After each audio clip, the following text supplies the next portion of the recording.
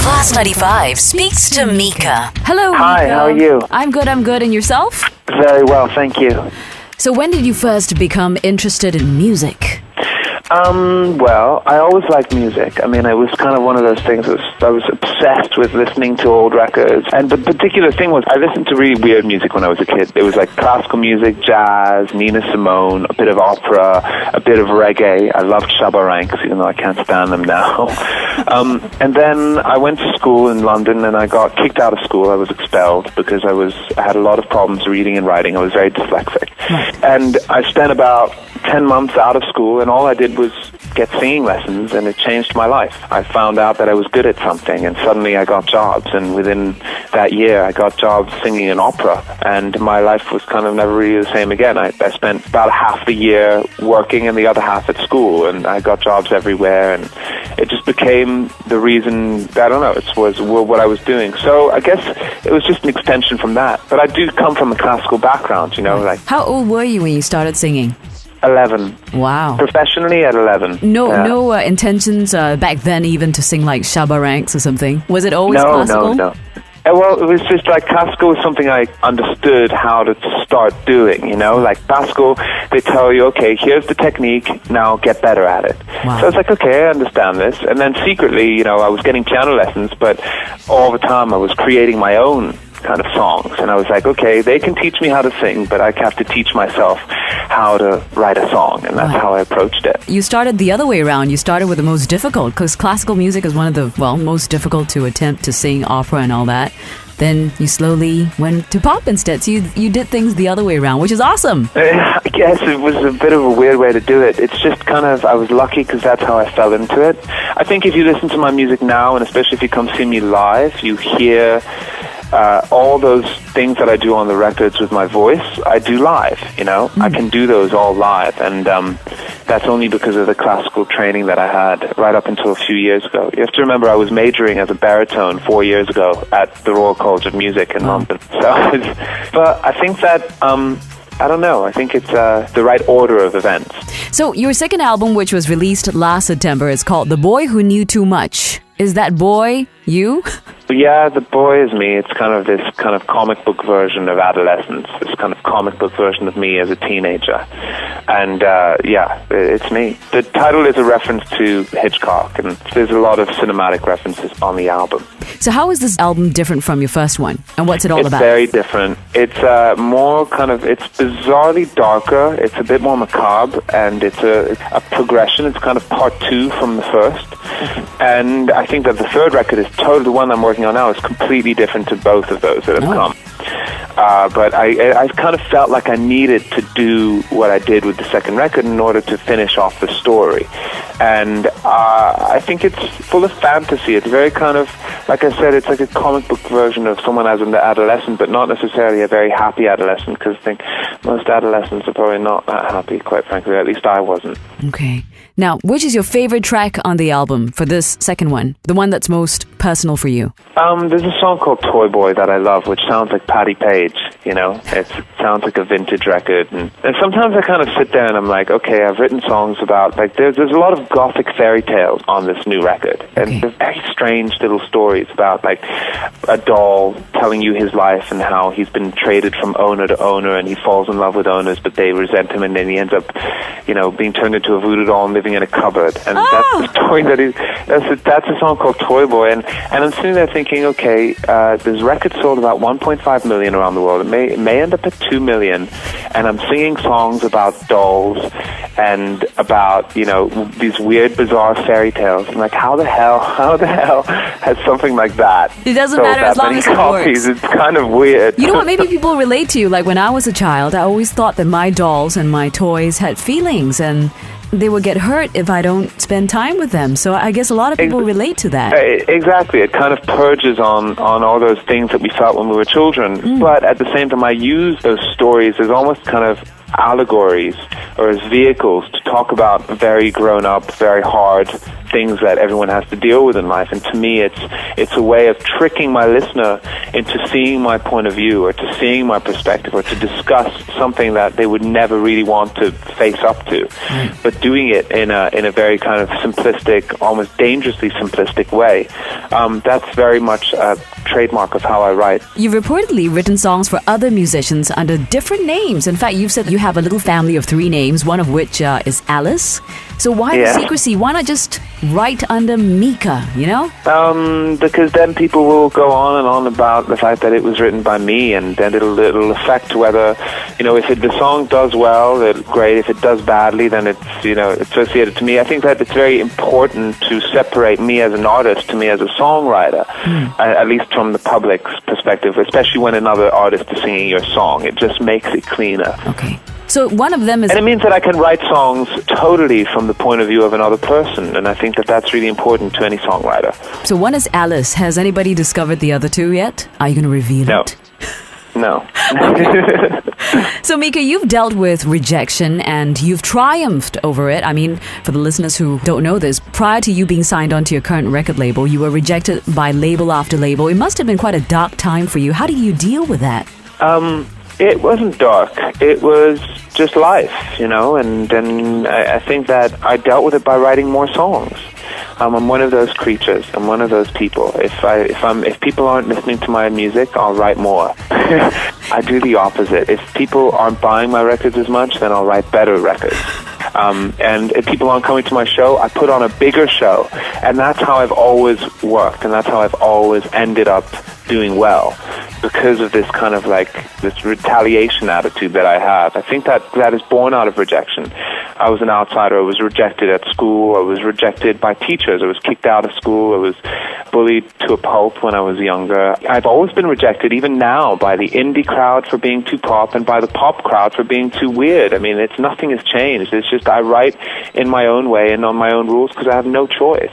Right. Do you ever feel the need to go back to those people who, sort of rejected you and go, ha! Take that, you! No, I never would, because I know how life works. I know that if I do that, it'll only come back and chase me later. And kind of if you throw one punch, then they'll be able to throw another a little bit later. And maybe you'll throw another one after that, but then again, you'll end up quite bruised by the end of it. That's true. I love your attitude. I like my face. I want to keep it looking the way it looks. I like your attitude. It's very positive.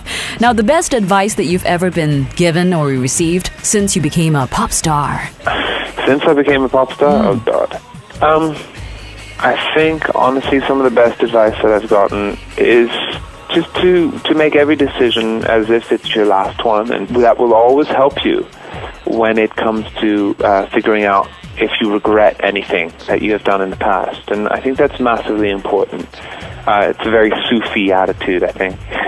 Live every day as if it's your last. But it's hard to do if you think about it. To do it every day will be hard, but it does put things into perspective when you think of it that way. I absolutely agree. And even if you don't do it every day, I mean, you can do it, once in a while, or whatever you have a proper decision to make. And I think that's really important. Stay tuned as we chat more with Mika, right here on Class 95 FM. You're the third of 5 children in your family, and people always say that the middle child is always the most quiet one, the peacemaker in the family. Do you think that's an apt description of you? No, I don't think we're like that in our family. I think we come from a very strange family. We're all artists. We're all, equal portions sane and equal portions totally insane. I think that my mom smelt insanity on all her children, and that's why she was so keen to educate us.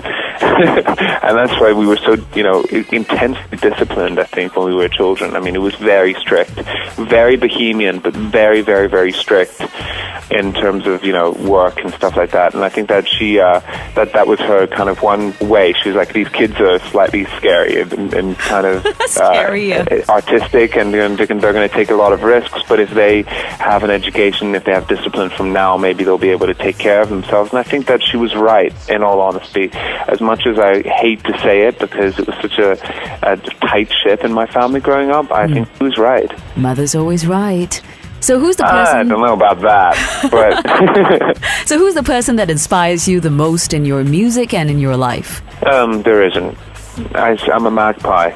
You know, if anything's worth stealing, I'll steal it. You know what I mean? It's kind of like from everywhere. I steal people's stories. I listen to music and it drenches into me, and I love it so much that I want to do better than it. And I mean, the artists that influenced me, from Harry Nilsson to the theatricality of Bowie to the intense melodic operatic songwriting of someone like Mercury. I mean, everywhere, to the rhythmic and to the simplistic and guttural, somebody like Nina Simone. Maybe you could say that life inspires you. I don't know. Life doesn't inspire me because I kind of fight against it most of the time. You know, that's why I live in a bubble. That's why I hide most of the time. No, I don't think life is very inspiring. I find life very confusing. Oh dear. Okay. Well, I've heard that but I think that everyone would admit that if they were really asked. Now, I heard that you speak French fluently because you spent a portion of your childhood in France. And I read somewhere, very interestingly, that you took Mandarin lessons for 9 years. Yeah, I did. So what prompted the interest Mandarin to learn the language? My mother, I guess, she used to make us take Mandarin lessons. She forced us to. But why and Mandarin? Because she was just like, this is, if you're going to go into music, you do music. But if you ever are going to go into business, you try to study Chinese. That's kind of how she, and I was like, no. And she was like, yes. Oh, and I had no say in the matter. I mean, now you understand why I was always rebelling as a child. I mean, at the same time, my sisters, all my 3 sisters are fluent in Mandarin. Right. And I'm not, because I spent 9 years bribing my teacher with chocolates and telling her that it was much more productive to listen to cantopop. So I learned nothing. I mean, I speak very basic Mandarin. I understand a bit, but, Can you say something for us? No. Okay, so tell us something about you that we don't know. I don't know how much you know. Some of the listeners may not know anything about me. That's true. Just pick one out. I'm tall. And Okay. nobody knows that. I'm about almost 2 meters tall. And on stage, because I'm tall but I'm skinny, I look normal height. And after the concert, people are really surprised to see how tall I am. That's what helped me actually in the street a lot and stuff, especially, in France or in bits of all around Europe. I'm very tall and I wear a little hat. No one even has any idea it's me. Because everybody will have to look up. Everyone has to look up, and also if I wear a hat, no one sees my curly hair, and then I just look like some kind of weird, dark-eyed Lebanese mutt, and so they don't. I just look kind of strange. 2 meters. If only I had just a little bit of your height, just a little bit. How tall are you? I'm 158. So I'm 158? You're 1.1 meters? No, I'm 1.58 meters. Okay, I was about to say. I'm not 1.1. I'll be a little Lilliputian or something. No. I'm tiny. Yeah. I'll probably come up to your waist. There's nothing wrong with that. One of my friends is about 1.1 something meters tall. No way. He's about 30. He's 32, yeah, but he wasn't ever tall. But he has more, height has nothing to do with it. He's got more personality. Yeah. So, how's the love life going? Are you seeing anyone at the moment? Yes. Ooh, how's it going? Good. Tell us any more about it? No. Is it somebody in the industry? None of your business. Okay, so... Love's not for sale. Okay, so now you're going to be performing for the first time ever here in Singapore on 14th of June, and of course we're all really, really psyched about it. Have you ever visited us here before? I never have. I mean, the only things that I know about Singapore, apart from a few Singaporean friends, is my A-levels geography studies, because I studied urban planning at school, and I had to study, Singapore for about 2 years. All the kind of building regulations and the government policies and all of that.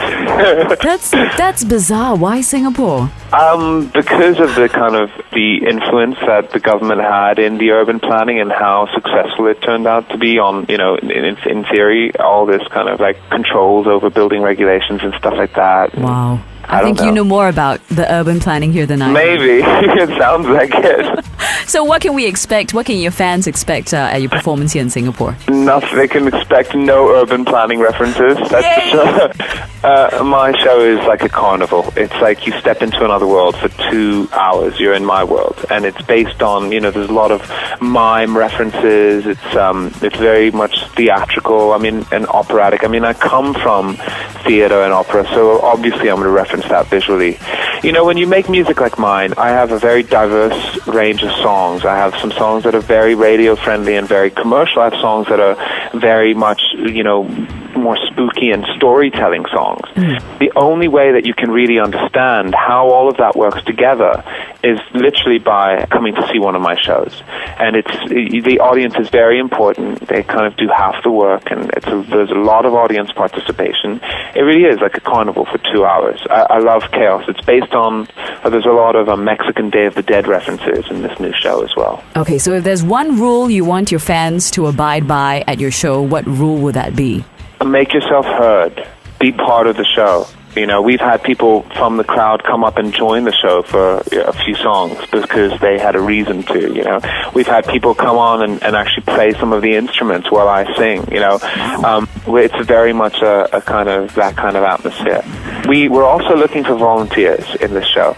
We're looking for people who want to come on stage and join us in this show, and there's costumes that we need you to wear. So a few hours before, we're going to be going and picking people from the queue and having them come in and join the show. Oh, okay, that's a good hint. So guys out there, if you're listening to this, you gotta go queue and remember to stand out, to jump up and down and wave, okay? Finally, is there anything you'd like to say to your fans here in Singapore? Well, I'll know after I come and do a show. Firstly, thank you for having me. I mean, the only reason why we go to places is because people want us to go there. So it's an honor and a privilege, and I'm really looking forward to it. Hey, this is Mika, and I really hope to see you at my concert in Singapore on the 14th of June.